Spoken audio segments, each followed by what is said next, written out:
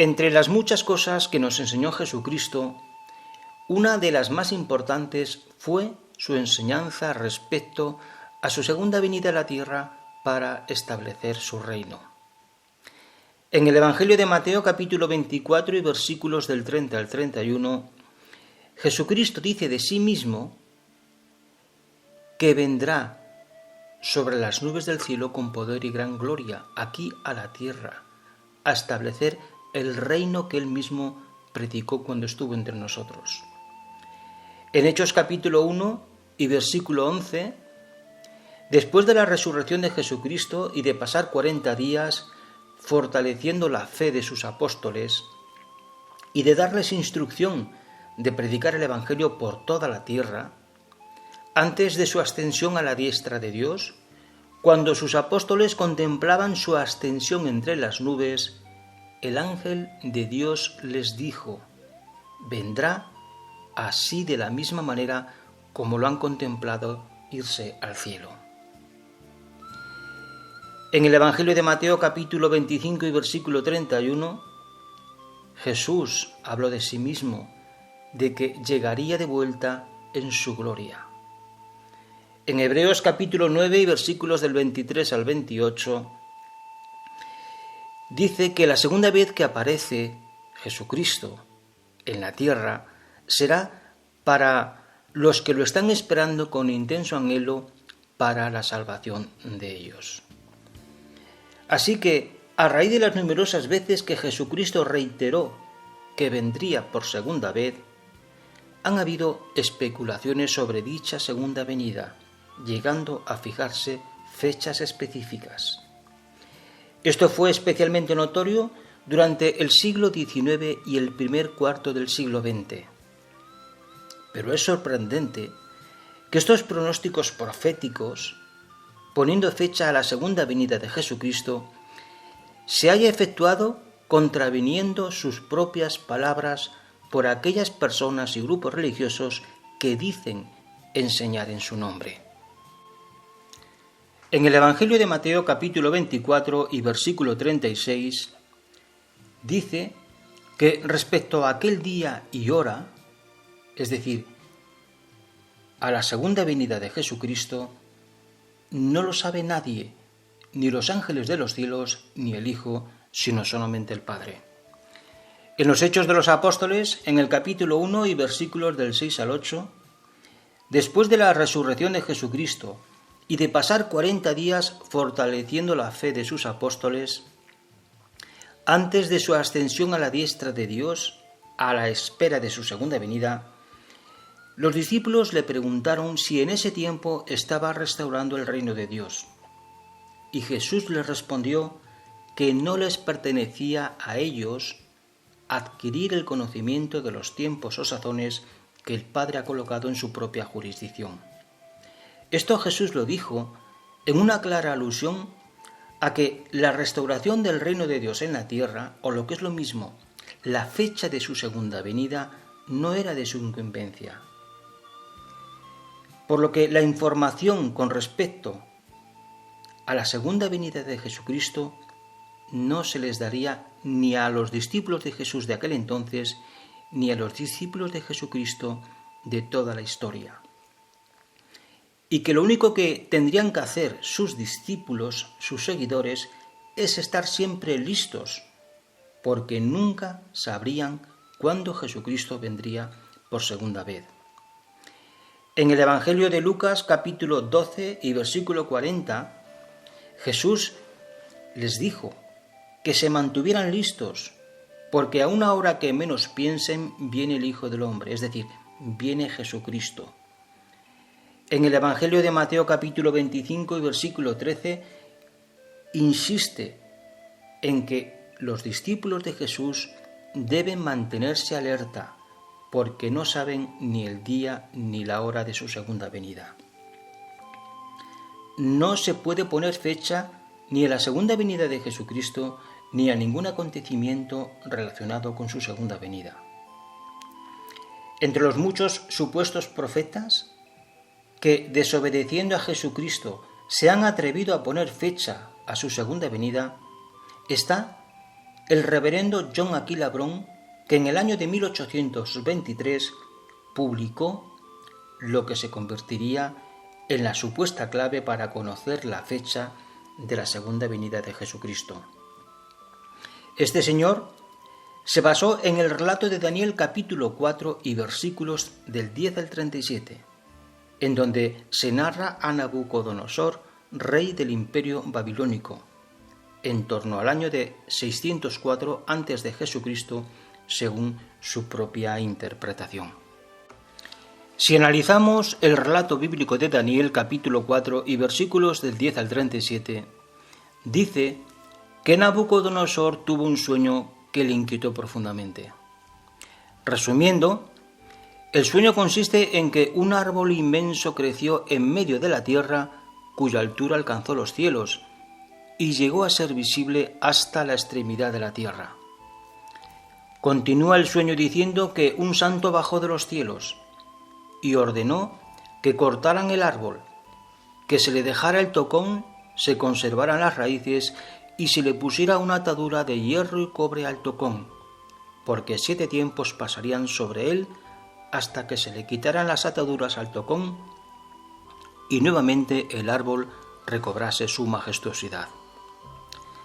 La conclusión del relato del sueño de Nabucodonosor dice que Daniel interpretó el sueño de Nabucodonosor, haciéndole saber que Dios haría que perdiera su reinado por un periodo de 7 tiempos o años, y que luego se lo devolvería, después de darle una lección de humildad y se diera cuenta que Dios era, es y será el gobernante en el reino de la humanidad. Las personas que leen este relato de la Biblia sin ideas preconcebidas entienden que Dios le dio a este rey Nabucodonosor un sueño cuyo cumplimiento solo le aplicaba a él y fin de la historia. De hecho, Daniel capítulo 4 y versículos del 20 al 22 dice que el árbol era el rey. En Daniel capítulo 4 y versículo 31 dice que el reino mismo se fue de Nabucodonosor. Daniel capítulo 4 y versículo 32 dijo que 7 tiempos habrían de pasar hasta que Nabucodonosor fuera restablecido en su reino. Pasados los 7 tiempos, o 7 años literales, tal como dice el libro de Daniel, se quitaron las ataduras de cobre y hierro al tocón, por lo que el árbol volvió a crecer de nuevo recuperando su esplendor y majestuosidad, y así se cumplió en el rey Nabucodonosor. De hecho, Nabucodonosor mismo expresó en Daniel capítulo 4 y versículos del 34 al 37: Y al fin de los días, yo Nabucodonosor fui restablecido sobre mi propio reino. Ahora yo, Nabucodonosor, alabo y ensalzo y glorifico al Rey de los cielos, porque todas sus obras son verdad y sus caminos son justicia, y porque a los que andan con orgullo, Él los puede humillar. Como mencioné, en el primer cuarto del siglo XIX, el reverendo John Aquila Bron llegó a la conclusión de que el relato de Daniel, capítulo 4 y versículos del 10 al 37, tenía una segunda aplicación o un mayor cumplimiento, en el sentido de que el sueño del árbol no solo representó a Nabucodonosor, sino que estaba representando algo mucho más importante, al reino de Dios en la tierra.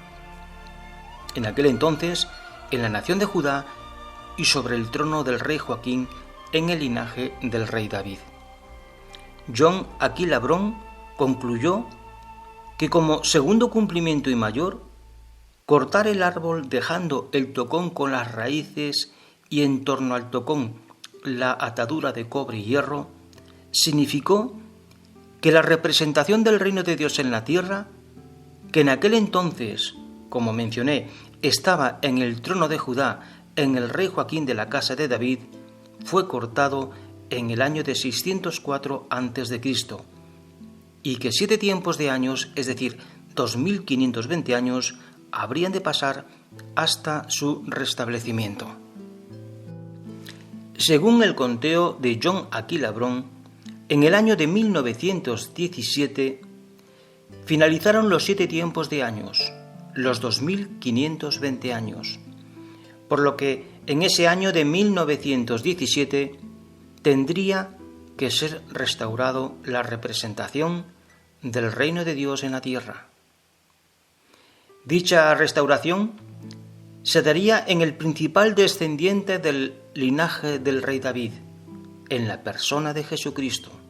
En ese año, Jesús retornaría en su segunda venida como el rey del reino de Dios para toda la humanidad. Eso es lo que pensaba y eso es lo que enseñó John Aquila Bron.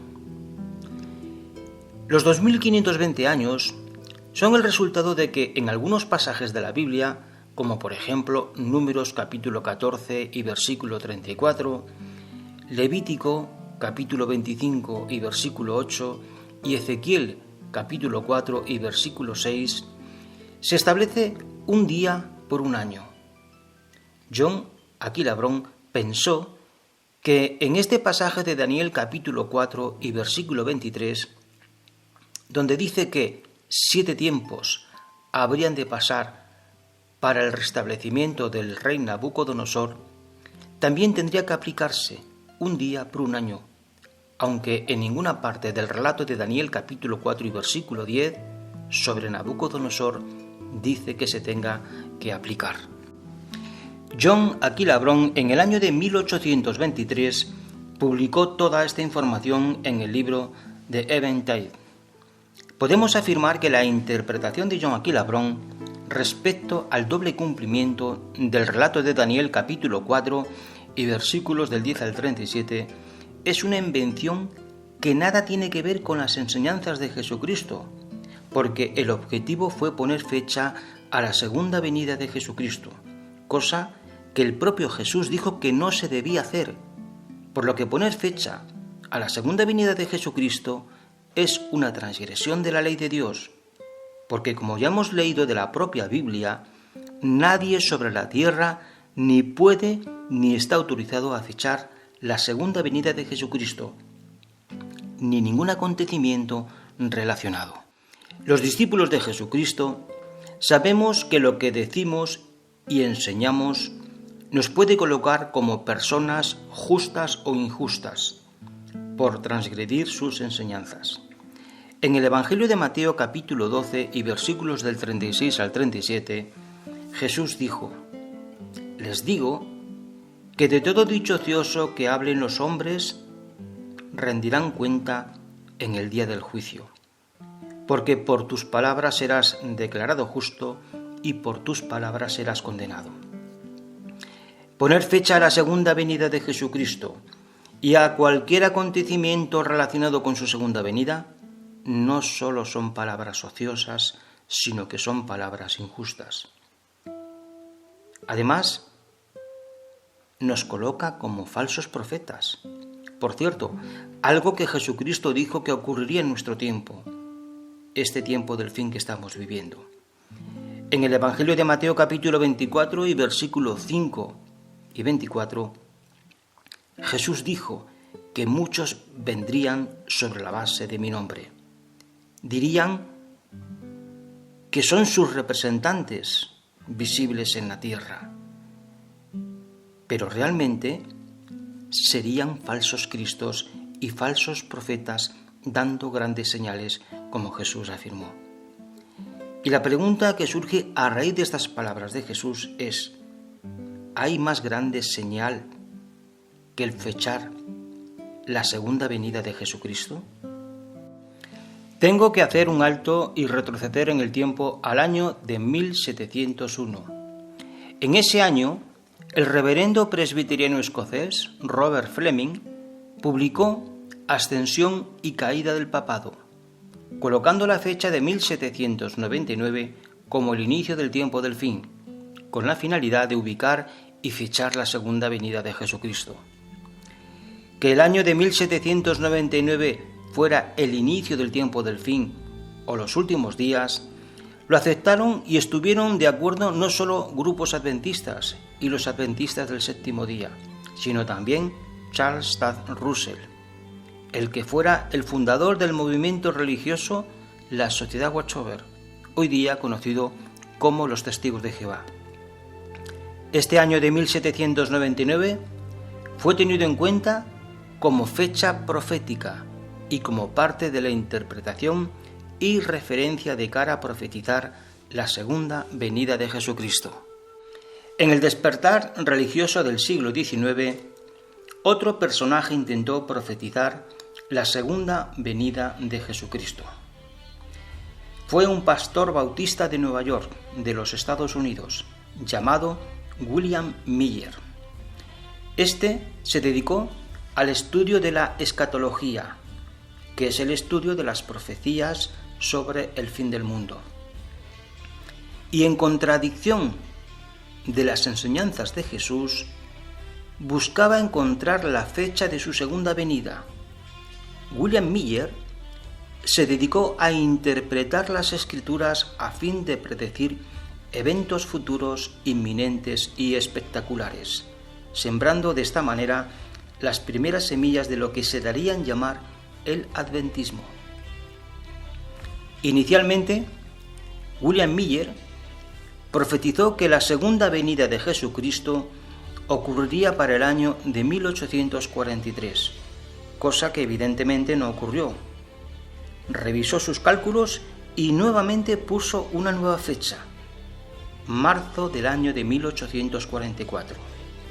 Nuevamente volvió a errar y no conforme, volvió a anunciar una tercera vez la segunda venida de Jesucristo y volviendo a errar de nuevo, dejando definitivamente sus pronósticos. Del movimiento adventista, que se originó a partir de William Miller, surgieron nuevos herederos de su mensaje, incluidos los cristianos adventistas de 1860, los adventistas del séptimo día de 1863 y otros movimientos adventistas, además de otros grupos religiosos. En el entorno del movimiento adventista surgido de William Miller, hubo otro personaje destacado. Su nombre es Nelson H. Barbour. Este conoció el millerismo de William Miller en el invierno de 1842.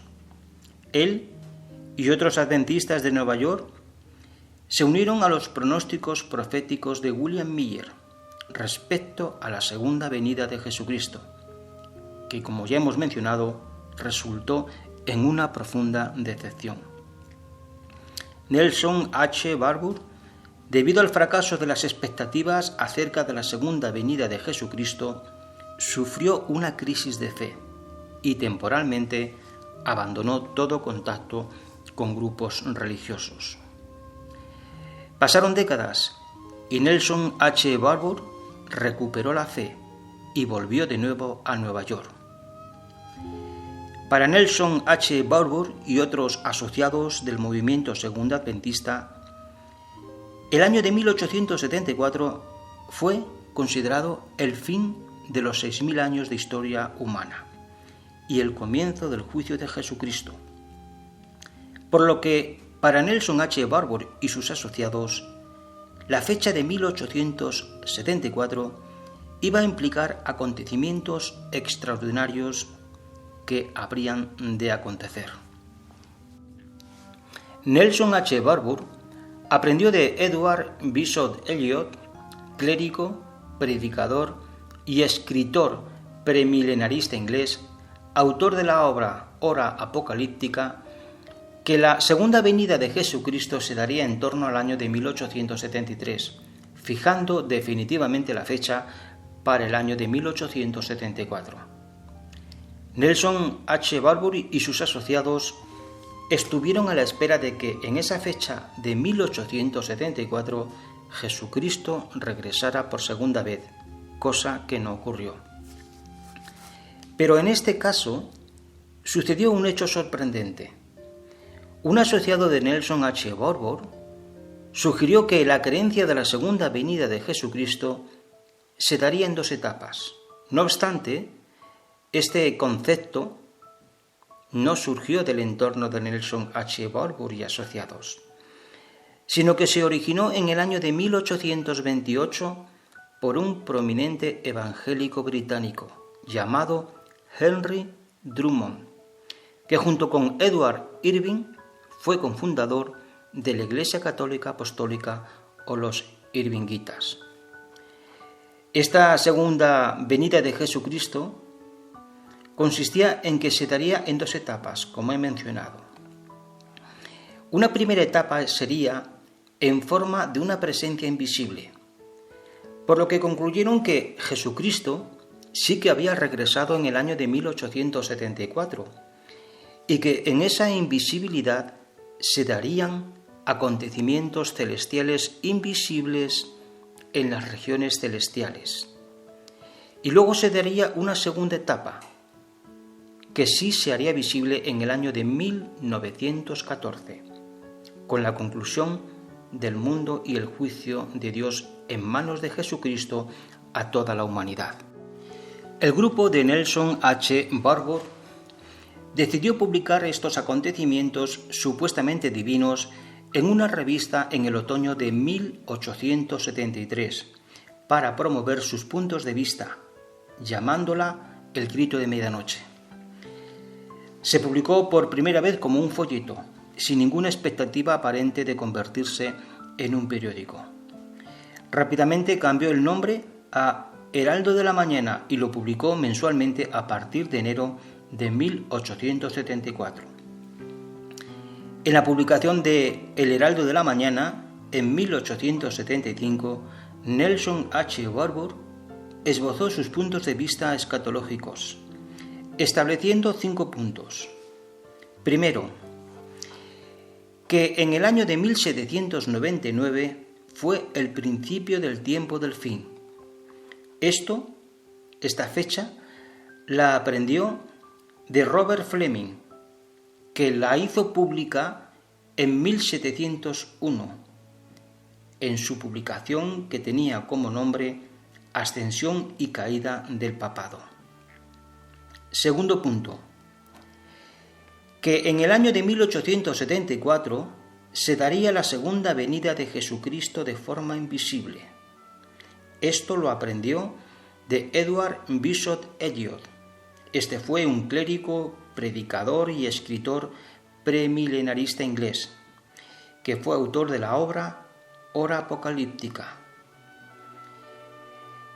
En torno a esta fecha de 1874, Nelson H. Barbour sugirió que se daría el inicio de la cosecha de los fieles discípulos y que los 40 años desde 1874 hasta 1914 se daría el tiempo de angustia como nunca fue desde entonces. Tercer punto, que el año de 1878, en ese año se daría la entronización invisible de Jesucristo como Rey del Reino de Dios en los cielos. Cuarto punto, que en el año de 1881 se daría el inicio de la resurrección de los ungidos y que éstos ascenderían al cielo con Jesucristo. Y quinto punto, que en el año de 1914 todo acabaría, porque Dios mediante Jesucristo traería a la tierra el Armagedón bíblico, es decir, el juicio de Dios a toda la humanidad, estableciéndose en ese año de 1914 de forma literal el reino de Dios sobre la tierra. Pero en torno a ese año de 1914 debemos recordar que esa fecha Nelson H. Barbour la tomó de John Aquila Brown, de su interpretación del libro de Daniel capítulo 4 y versículos del 10 al 37, que hace referencia sobre los 2520 años. Toda esta cronología, interpretaciones y enseñanzas tuvieron un fuerte impacto en otro personaje. Su nombre fue Charles Taze Russell. Fue tal el impacto de estas enseñanzas que formaron parte del decálogo doctrinal del movimiento que Charles Taze Russell dio origen, con un grupo de estudio de la Biblia que llegó a conocerse como Estudiantes Internacionales de la Biblia.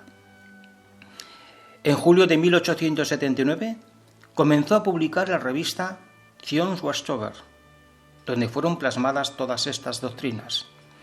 En 1884, Charles Taze Russell funda la entidad religiosa Zion's Watchtower Tract Society, siendo él el primer presidente de la Sociedad Watchtower hasta su muerte el 31 de octubre de 1916.